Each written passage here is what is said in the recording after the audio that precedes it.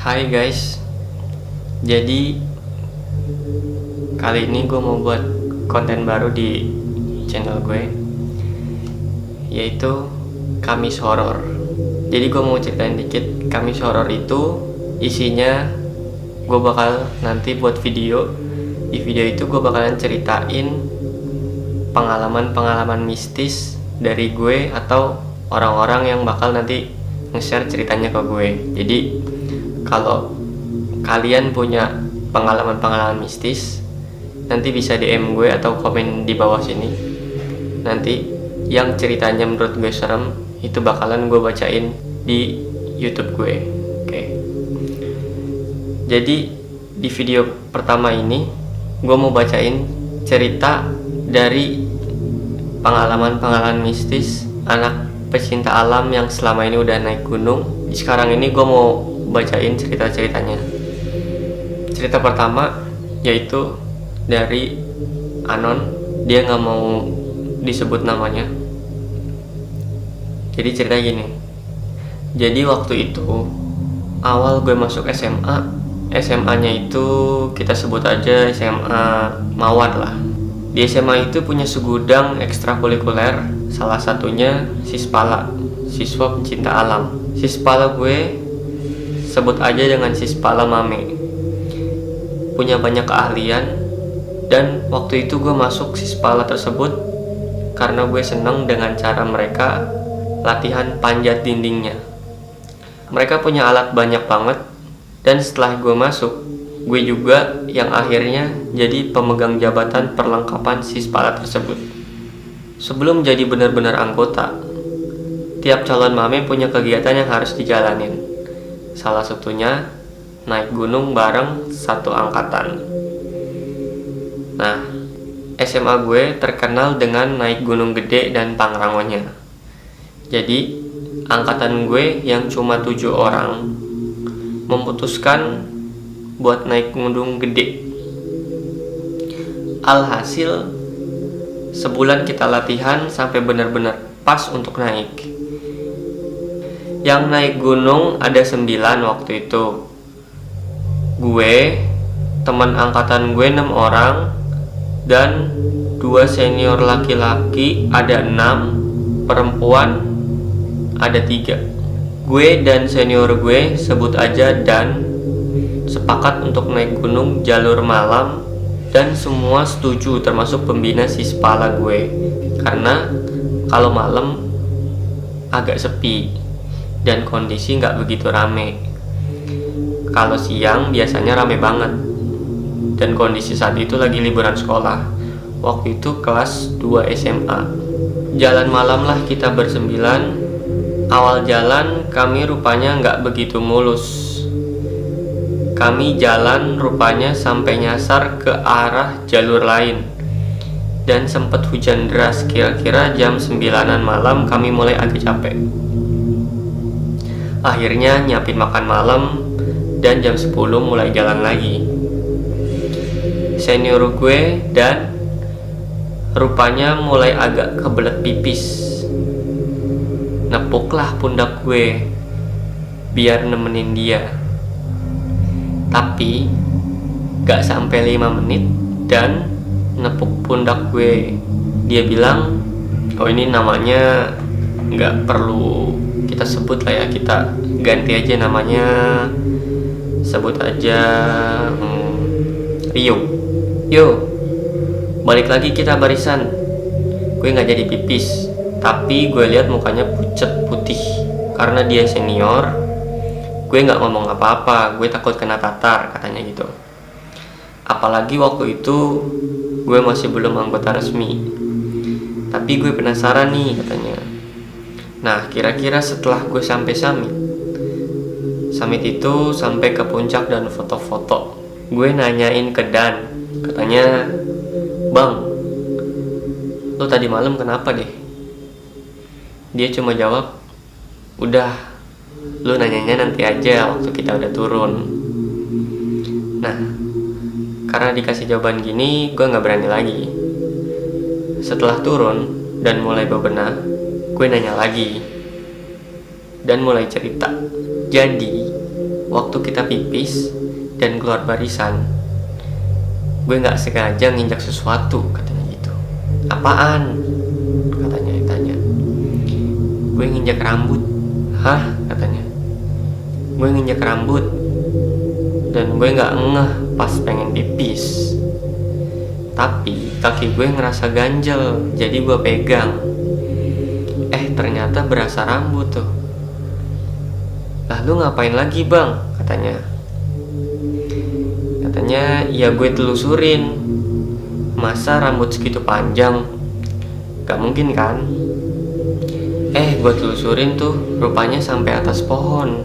Pas dia lagi telusurin sampai atas pohon, pas dia nengok ke atas pohon, katanya ada yang nyengir di atas pohon. Waduh, gila. Jadi pas ditelusurin tuh rambut panjang sampai rambut itu menuju ke atas pohon, dan pas dia ngeliat ke atas pohon, itu di atas pohon katanya ada yang nyengir. Waduh, gila. Serem banget ini kejadiannya. Gue gak kebayang kalau gue kayak jadi posisi seniornya si Rio itu gimana. Lanjut cerita. Setelah itu gue baru tahu rupanya awal jalan malam gue sama angkatan gue itu gak mulus, karena gue bawa 3 perempuan yang lagi haid semuanya. Gila, itu sih sama aja namanya mancing. Sejarah Gunung Gede sama SMA gue gak begitu baik juga, karena dulu angkatan sebelumnya juga pernah dapat pengalaman yang sama. Waktu angkatan yang lebih tua itu pengen foto di salah satu curug. Fotolah mereka nih, angkatan mereka tuh kira-kira 15 orang, bareng-bareng mereka, dan yang motoin pembina Sispala. Nah, dalam foto tersebut angkatan senior gue berjajar rapi banget, dan di belakangnya katanya ada orang baju hitam berambut panjang dengan tinggi lebih dari 4 manusia. Gila, kira-kira 10 meter. Ini beneran katanya. Fotonya itu kalau nggak salah masih ada di dalam dokumentasi Sispala, tapi nggak boleh difoto lagi, karena kata pembina Sispala itu salah satu foto keramat yang nggak boleh disebar. Ya, ceritanya Gunung Gede SMA gue emang agak serem, tapi itu pengalaman pertama gue digangguin sama makhluk lain, katanya kayak gitu. Oke, terima kasih Anon udah bagi ceritanya. Kalau punya cerita serem lagi, gue tunggu. Nanti bisa share ke gue, bisa DM atau kontak gue langsung. Lanjut cerita kedua. Ini dari Adera_7. Dia nge-DM gue. Dia mau bagiin cerita pengalaman mistisnya pas lagi naik gunung. Ini dia naik Gunung Gede juga kebetulan. Jadi ceritanya begini. Gue mau cerita pengalaman pas nanjak Gunung Gede Pangrango. Kebetulan gue gak kepikiran ada hal-hal aneh pas nanjak. Padahal gue nanjak dengan personil yang lumayan banyak. Kalau gak salah 13 orang. Makanya gue santai-santai aja, karena hampir rata-rata udah punya pengalaman, walaupun ada beberapa pemula. Awal kita nanjak, di pos 1 udah mulai timbul keanehan. Temen gue yang udah punya pengalaman nanjak lebih banyak dari gue, dan yang lainnya bingung ngeliat dia. Kok gak ada rasa semangat dari diri dia? Kita sangka dia sakit, makanya kita santai aja sampai pos. Sampai-sampai dia gak mau pakai tas carrier-nya juga kita gak permasalahin. Setelah itu kok makin ke pos, sebelum titik terakhir kok makin aneh katanya. Dari ditanya mau nenda di mana dan perihal lainnya, dia itu nggak mau ngomong, ngelantur terus. Akhirnya kita sempetin istirahat biar dia seger gitu. Kali aja karena dia kecapean, bukan hal-hal yang aneh. Nah, habis istirahat kita nanjak lagi. Ya kira-kira jam 4 sore sebelum pos terakhir kita nanjak lagi. Tapi makin parah. Ternyata temen gue yang baru nanjak ada yang kecapean, sama yang satu lagi kayak orang mau hipo. Dan posisi kita dibagi 3 tim, karena kebetulan banget ini yang bikin perjalanan kita tersendat. Karena ada hal yang di luar dugaan muncul. Kita itu nggak jauh-jauh jaraknya, tapi kenapa pas mau sampai rintangan tanjakan setan, kita benar-benar diuji. Tiba-tiba teman gue ada yang kecapean, ada yang duluan, dan kebetulan posisi gue masih di tengah-tengah. Nah, gue biarin yang satu tim lagi nanjak karena gue pikir kalau mereka duluan bisa bikin tenda. Nah, biar kalau sampai tinggal istirahat yang tadi kecapean. Tahu-taunya temen gue yang kayak hipo sama kecapean itu ketemu kakek-kakek dan bilang ke pendaki yang lagi lewat, kalau ada yang ngajak ngomong sosok yang agak aneh, jangan dijawab karena itu bisa bikin kita tersesat. Tapi kalau gue dengar dari pengalaman teman-teman gue yang suka nanjak, emang kayak gitu sih. Kalau ada sosok yang kita nggak kenal di gunung, entah itu wujud apapun, kalau kita nggak kenal, usahain jangan jawab karena bisa jadi itu adalah sosok jin yang nyamar jadi manusia. Bisa-bisa dia bakalan malah bikin kita tersesat, guys. Balik lagi ke ceritanya. Taunya temen gue takut, akhirnya kejadianlah kayak gitu. Nah, berhubung udah jam 5 sore dan posisi udah mulai gelap, yang lebih tua nyuruh gue tahan di atas tanjakan setan. Padahal jarak gue sama dia deket, tapi anehnya tiba-tiba dia ngomong gue suruh naik karena gue bawa perlengkapan juga. Gue coba untuk buru-buru ke atas, nyelesain tempat dan lain-lain. Mungkin kalau selesai kan gue bisa bantu ke bawah. Taunya pas gue sampai di atas, mereka malah gak sampai-sampai ke atas. Kira-kira jam 6 gue udah panik karena trek gelap dan udah ada 3 orang di bawah, dari yang ketempelan, kecapean, sama yang hampir hipo. Gue udah panik, gue sangka gak akan kayak gini. Taunya gue udah rapih dan sampai jam 7 malam gue udah pasrah. Yang gue takutin sisanya itu ada apa-apa. Gue cuma bisa berdoa pas sholat isya. Tiba-tiba mereka datang dan yang tua marah-marah ke gue. Di situ gue bingung. Padahal gue nunggu dia karena gue tahu ada yang sakit dan lain-lain, kok dia malah marah-marah. Akhirnya nggak diperpanjang. Kebetulan dengan posisi gini, daripada berbuntut panjang atau hal-hal yang aneh lagi terjadi, akhirnya kita coba untuk nyuruh istirahat 3 orang itu. Dan taunya gue dapat dari omongan abang-abang gue bahwasannya kita emang udah dikerjain dari berangkat. Karena temen gue yang udah punya pengalaman itu baru sadar pas udah di atas. Dia benar-benar nggak tahu yang dia lakuin dari berangkat. Dan akhirnya kita coba untuk tetap tenang. Walaupun kita takut nanti salah satu dari kita terjadi apa-apa. Akhirnya kita istirahat nih. Posisi kita kebetulan di pinggir tebing atau jurang. Nggak mungkin dong ada orang yang bisa ngejangkau dari arah jurang. Nah, kebetulan abang gue yang dituain ini sengaja nggak tidur langsung. Dia bacain Yasin buat 2 tenda kita yang dirapetin. Dan posisi dia duduk di tengah-tengah. Tahu-taunya ada yang melongok. Terus pas dia baca dan kayak mau ganggu gitu katanya. Syukur alhamdulillah abang ini nggak sama sekali takut dan dia terus baca. Dan sekitar 20 menit dari gangguan makhluk itu, dia coba keluar dari tempat dia duduk. Sama sekali nggak ada orang atau tenda. Akhirnya dia istirahat dan nggak cerita apa-apa sampai kita turun dari gunung itu. Tapi yang masih jadi misteri, itu di tanjakan setan kok seolah-olah kita dibuat budak. Dan gue dengar ada suara kambing di atas pas mau maghrib. Tapi gue bersyukur nggak ngalamin ada penampakan. Karena jujur di gunung itu luar biasa ekstrim. Apa-apa udah banyak terjadi. Nah, ini dia nitipin pesan nih. Semoga untuk teman-teman yang mau berpergian tidak lupa untuk berdoa, jaga kekompakan, dan yang pasti jaga lisan. Itu penting banget. Harus jaga lisan. Karena ya namanya tempat baru, kita nggak boleh sembarangan ngomong gitu lah kan. Takut ya kayak kita ngeganggu penunggu di situ atau gimana kan kita nggak tahu. Pokoknya harus jaga lisan pertama, karena gunung itu tempat terbuka, hal apa saja bisa terjadi. Jangan sampai terjadi seperti apa yang gue alamin, kata dia gitu.